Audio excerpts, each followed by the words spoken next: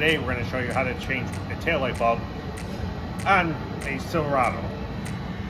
So most vehicles you're going to have screws holding your taillight in. One here, one on the bottom. Some are Torx, some are Phillips screws. And then just pretty much loosen your screws up. Got your screws out. Carefully pop your taillight out. Turn it. Now these just twist in and out. So you just twist the socket, pops out, pull the bulb out, replace it with your good bulb, push it back in, into the socket, line it up, the tabs, twists.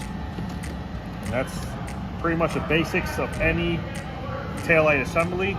Push your taillight back into position, take your screw, put it back in,